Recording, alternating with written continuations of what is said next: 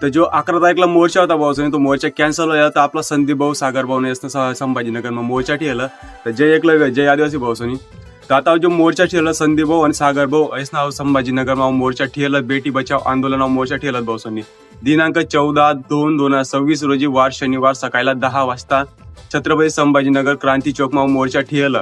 कारण की मोर्चाना उद्देश असा आहे की जसं आपला मध्य प्रदेश में आपला आदिवासी बहिणीला मारिसन फेकी दिनात, जोधपूर में आपला 13 आदिवासी पोरला 13 वर्षांनी पोरला मारिसन मारेल तडे, त्यानंतर आपला आदिवासी चिमठाणा गाव में आपला आदिवासी पोरवर विनय भंगना जो अत्याचार होय ना, तर त्यांनी करता आपला संदीप भाऊ सागर भाऊ यासना मोर्चा ठेवला. नाव मोर्चाला आपला लकी भाऊ जाधव भी पोहोचाव्या.